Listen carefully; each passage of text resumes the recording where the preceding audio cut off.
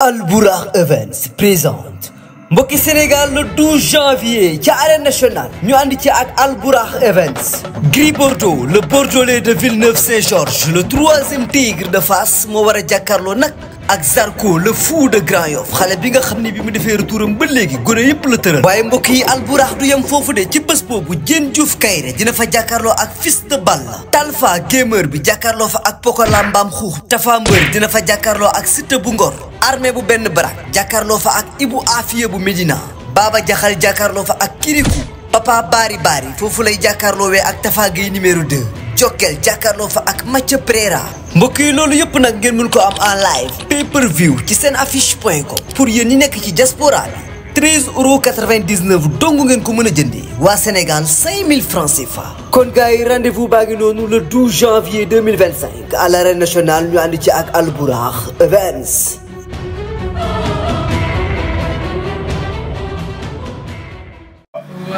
jërëjëf mbokk yi amaan mbégte ak contentement bu baax a baax jàkkaarloo ñu si site bu mag bi di Lutte Motivation di leen jaajëfal mais di jaajëfal ñi nga xamante ni ñoom ñoo tëdd ci loolu hôpital yi di leen ñaanal gudd fan ak wérle également tamit ñi nga xamante ni caabi da leen féetee ginnaaw ñoo ngi leen di ñaanal li nga xamante ni mooy liberté ba ñu mën a génn wooyu li nga xamante ni mooy seen activité waaye di ñaanal tamit way dawlu yi ñoo ngi leen di ñaanal bu baax a baax waaye mbokk yi di ñaanal réew mi jàmm tey moo toog ak kenn koo xamante ni ndaanaan la ci làmb phénomène mu nekk kenn koo xamante ne yaakaar naa ni min na site bu baax a baax muy 5 tonnes dama koy bàyyi mu nuyoo génn bu ko defee ñu wéy li nga xamante ne mooy waxtaan bi 5 maa ngi lay nuyu di la ziar.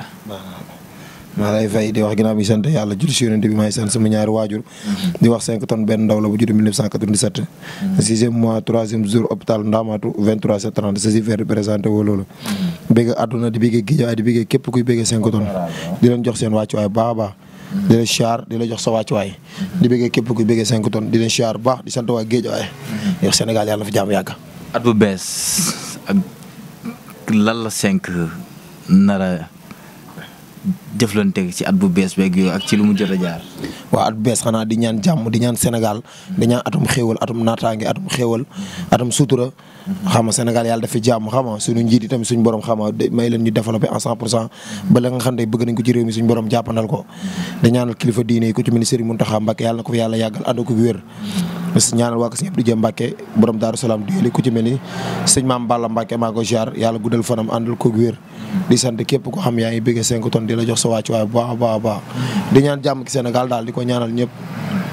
atu 2024 5 la si dund loo xamante ni lu ko metti la loo xamante ni dootu ko fàtte. waaw li ma si dund lu métti bari na mooy déception yi xama ak vraiment tey li nga xam ne tey exemple mooy sëriñ yi nga xam ne dama daa dem si ñoom di ñaanlu. am na benn jour boo xam ne suñu waa jàkk yëpp amel naa leen àq ndax dama sangoon naa gàllaaj goo xam ne fajar teel laa fa dugg bi ma duggee fekk imam bi kabaar mais ñëpp a gestu di ma xool waaw nga xam ne loolu xeeñ gi ma xeeñ rek maa ngi siy jégalu bu baax a baax. àq lu mag la tey xam naa ne gàllaaj googu baaxut. xam nga vraiment xam nga sëriñ moom booy jëflante ñoom rek bu yàggee mooy loolu waaw. amoo si déception entre copains ak yooyu. boo xamante ni daf laa nax. daf laa trahir rek. waaw loolu amoon naa ko mais mois bële jàll la quoi année bële mais du année bii nii quoi. waaw mooy booy woo ma mere woon may jooy quoi mais vraiment waaw yàlla na yàlla def jàmm quoi. am na solo 5 ñu gis à chaque fois bu actualité amee dañu ñëw jël si la ñu waxtaan ci li nga xamante ne mooy làmb ñu gis récemment yàggul dara combat bi nga xamante ni réew mi bëggoon nañ ko mujjee naa taxaw mu ci diggante Siteu ak Balla Gaye numéro 2. tey jii su ma la laajee 5 boobu combat ndax xaaroon nga ko wala bett na la lan nga may wax. waaw lamb ju neex la lamb joo xamante ni xam nga man moom laa doon xaar ndax ci laa doon mas di communiquer ndax gars yi ñu ngi doon wax combat kii. combat Modou Lo ak Jogay man ma teg sama indépendance ma ne combat boobu bu taxawee man tey waa Guédiawaye dinañ ma ba. waaw ndax tey li ma bëggoon am na quoi. te jàpp naa ne combat bi bu taxawul loolu moo tax taxawul. ok mais dafa mel ni 5 combat ki nga xamante ne mooy Modou Lo ak Balla Gaye boobu lamb bëggoo ko woon. non mosuma ko bëgg quoi loolu du lamb. loolu du làmb maa ngi gis gars yi naan ay day bàyyi ba déwén mais loolu ñoom ñoo la gën a xam ne bu taxawoon du ma leen may jàmm. ok te bu taxawoon man damay jéem a contrer et tout. ok oui. am nga si benn taxawaay bu am solo boo xamante ni tey ñu bëri dañoo jàpp ni 5 joué na si benn rôle bu important bi nga xamante ni tey jii nii Sa Thiès li mu bëggoon dina ko am mooy bëreeg Modou Lo si bu ko Modou Lo bëggee. waaw si kaw moom Sa Thiès. combat boobu moom la ñuy xaar mais ci moom lay dépendre mooy moom mu communiquer en 100% jaay combat bi quoi. combat ay wax yoru ko Ama Baldé bi mu bëggee Modou Lo dafa communiquer ba ñëpp di ko dégg. Boy Niang bi mu bëggee bëreeg Modou Lo dafa communiquer ba ñëpp di ko dégg. kon ñun làmb jooju la ñuy xaar. mais ça dépend ci Sa Thiès du man maa koy xeexal li ma ko mën a xeexal mooy. man tey exemple man mën naa ko defaral lépp mais finition bi moom moo koy def quoi. waaw mais xeexal naa ko indépendance am. defal naa ko lépp mais moom moo war a àggal finition bi quoi. ok kon communication dafa bokk si li nga xamante ne moom mooy taxawal salaam. waaw moo koy taxawal kay mooy bokk na si ndax premier tour loolu lañ bëgg coow. waaw coow la ñu wër quoi tey saa boo doxal combat Siteu Jogoy deewoon na mais gars yi fex nañ ba kerewaat si coow. ba mu nekk combat soog quoi. ok Siteu mu jël Balla Gaye Siteu ban sens am ci kanamu Balla Gaye. waaw bari na.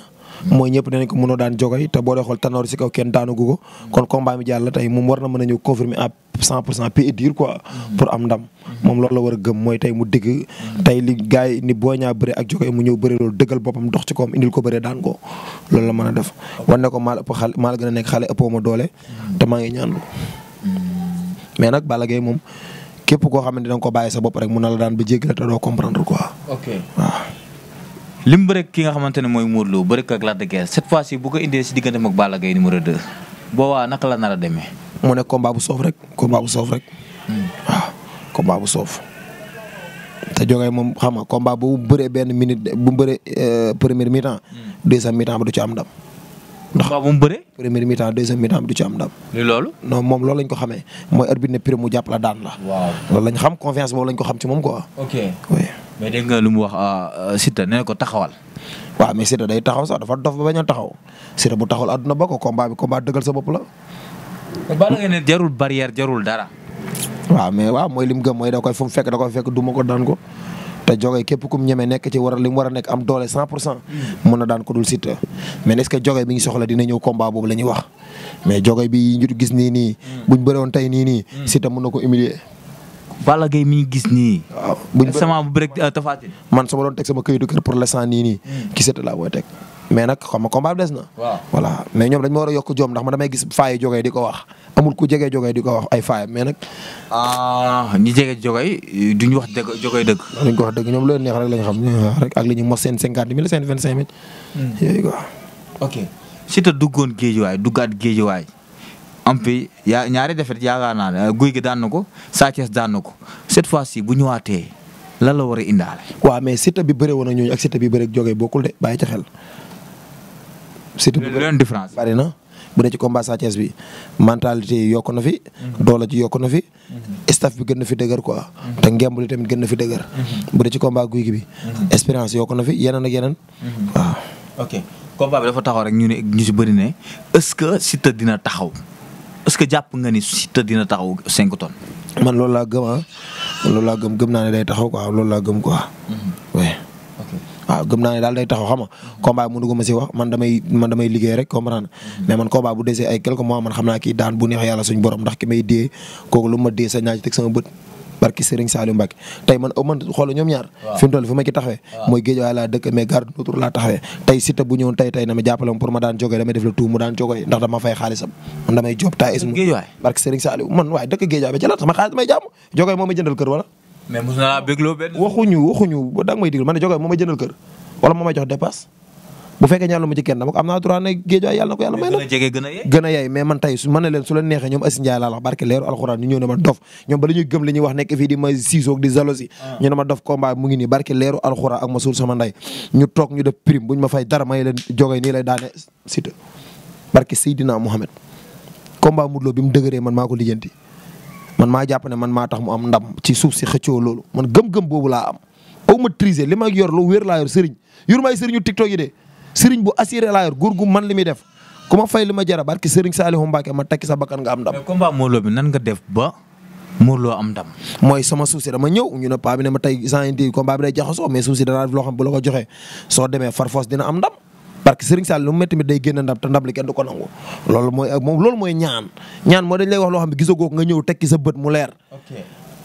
Xalil barki Muhammadu Rasulullah laa am na yu bari yoo xam ne su ma ko doon wax sax sénégalais itam ma dëmm mais maa toll foo xamante ni man léegi amatuma lu may prouver Mor Kankang bii bëri Diop de dama ne ko da ngay daan mu ne ma gëw ma ko ma ne ko kon bàyyi dina la jox victoire mu ne ma gëw ma ko ma ne ko dinaa ñëw sa ci mi kay barke alxuraan yow saa àdduna yàlla ko moom am na yoo xam ne rek. bu la gisee ci mukaayu Diop Mor Kankang bi daa am lu leen jaaxal sax. waaw mooy loolu mais boo xam rek nit faa ngoon ko sa bopp quoi même yooyu. waaw man du ma joobee yooyu quoi comme di ànd ak mbër di ko yóbbu isa li ma lay wax amul lu ma ci tirisé. xam nga sama àdduna tey amul lu ma ci yàqamte lu ma wax. dafa am lu mu gis. loo xamante ne tey saa ne dafa am lu tax ma gëm ko Xalil. dafa am benn jour may jël fi ma appartement bi ma tuxu. ma jëlaat benn appartement dama lay wane góor lu ma wax dama def de. mu ne ma bul dem foofu jotul. appartement waa ji lëfal ma 150 000. comprendre bi ma lëfalee après ma yóbbu fa police waa jox ma 125 ma amaat beneen appartement mu am benn affaire bu ma wax ne ma jël ko nga fanaan fa bala nga faa tuxu jour bi ma fa tuxoo barke Seydina Muhammad li ma la wax du ay teer man maa ko dundee man a sama benn xarit Thierno Diop barke leeru alxuraan benn waay benn ministre dama koy woone ko kaay defaral ma affaire ministre bi day jéggi benn oto moo ne ko tëllu ñu dem tànk bi ambulance ñëw jël si ko barke Seydina Muhammad dama lay woone kon man amutuma lu may pourvu ci góor gi quoi waaw man dama xam wan na la war na ma wanaat ma gis ba nga gis waaw tam sarax di yàlla da ko man loo quoi kon daal combat boobu noonu bu ñëwee bu yegsee dama ne la ñaari camp yi ku la si woo dama ne la góor gi dama ne la dee rek laa gis du ko faj loo xalaat ci àdduna soo fa ñëwee soo ma fay lu ma jaral ma boole laa góor gi mu faj ko barke Muhammadu Rasulullah man gëm-gëm boobu la am te dee kese laa gis du ko faj ku ma fa yóbbu nag may fay neexulu ma ci nit neexulu ma gis zal neexulu ma sama yaay zël laa fa di yóbbu du fay man dama ci liggéey ta is monin sa numéro askan bi mooy 76 635 10 78 mooy numéro 5 tonnes 76 635 10 78 boo soo woowee 5 tonnes nga waxaale ak moom jubóo ma jox la numéro góor gi ba am sa mbokk bu la fa mën a demal mu demal la fa boo ma fay lu ma jaral nga ñëw ñu ma téye sa loxo yóbbu la ci góor gi. waaw mais am na combat yi nga xamante ne am na le 12. Talfa coow li bëri na. combat bu dama si liggéey quoi moo tax mënu ma si sori quoi. nga ne dama si am benn mbër quoi combat moo doon. waxati na de. barke alxuraan bilaahi yàlla def jàmm. mbër nu mel. dafa njool wala dafa gaañ. mbër waaw daal saa dina neex te surprise bu ma combat bu neex la daal xam naa ne. combat bu neex liggéey si laa mu jooy. non ma si liggéey dama sëriñ mi fi doon gars dafa jéem affaire yi de adduna yàlla ko moom xaafiri jeune bi wa xaafiri taw bi seen xiqaab. si taw bi la daa mujjee daan wala foofu dañ ko mujjee daan. ay combat bu neex la gaa lan. combat bu liggéey ñoom ñaar rek yàlla def jaaw lamb jooju dañ koy jëli yox la jëli ko nga wala mais kuy favori ci lamb waaw lamb ji neex la Talfa mooy favori sant kon Talfa dama koy ñaan dafa ne mooy favori quoi xam nga favori taxul nga daan di waaw jara yàlla def jaamu man daal benn kat mu mag ma engagé maa ngi ba baa bi daal fi dol de waaw maa ngi de bu baax sax ay baax ji baax waaw mais blessure bu gars yi di wax naan ay blessure am na yooyu noonu. moo daal saa yi ki may jàppale fi mu doon daal mu ngi liggéey benn mbër bi bu baax a baax te man lu ma ci man maa ngi koy def pour beneen mbër bi faatu su ma sañee suba bu faatu man gëm-gëm boobu la am ndax man damay carte xaalis laay jàmm xal maa ngi liggéey ba le 12 daal soreetul comme la wala ki ma àndal moom day daanu moom bu day daan bu neexee yàlla suñu borom far force bu neexee yàlla mais dafa njool wala dafa gàtt. yàlla kenn mënu ko jiitu si ay mbiram mais àdduna yàlla comme am nañu yàlla may man du ma sëriñ du ma dara mais yàlla daal am na lu ma war na ma kër yi baax yi daal ok ko bañaa saa mais beneen combat ba muy Fils de Balla ak ki nga xamante ne mooy Diène Kairé. waaw lambu ju neex lambu ju neex Diène suma xarit la sama doomu ndey la sama lépp la Fils de Balla Guédiawaye la dëkk. waaw loolu lambu ju neex la waaw. ñu naan kuy favori ci lambu jooju. Fils de Balla mooy favori. waaw ndox mooy favori. Fils de Balla li war a nekk ci moom bu ci nekkee en 100% moroomam mi kenn waru cee taxaw ak kenn. lamb laay wax man Diène Kairé sama xarit la sama doomu nday la Baba Diaw moo ma may lal bu jër 1 million 200 kon du ma ko yemale ko yàlla bind moom Baba Diaw. kon laa ba ma koy may boobu soxla woon naa ko mais dama ne la. Fils de Balla li war a nekk ci moom bu nekk ci moom. génération booy yi waru cee téye kenn. kenn waru ko doole bi ci lépp mooy tëliwut bëre. te mën na géew te day ñaanloo te mat na mbër. mais am na combat. mais du risque ci Diène Kairé. bu baax mais mën na ko daan Diène champion la. Diène li mu daa indi bu ko indee Fils de Balla jaaxalu ko. ak doole bu Fils de Balla yor ak. wallaahi jaaxalu ko Diène mbër la. mbër la quoi vraiment mbër la te moom instant xam na ne dafa war di attaquer force loolu moo koy may ndam. moom Diène. waaw te combat bu neex la Fils de Balla am na combat de barke Mouhamed combat bu mag la Fils de Balla am mu neex ko mu naqari ko am na lamb. mais Diène tamit am na lamb. mais Fils de Balla am na lamb. mais di nga digal Diène jàppal ma jàmm. dinaa ko digal waaw dinaa ko digal xeex bu sax balaa bëree. xeex bu sax. waaw balaa bëre xeex la war a def. balaa bëre faaw mu xeex dëggal boppam xeex bu saf ci digganteem ak Fils de Balla. Fils de Balla mën na duma Diène.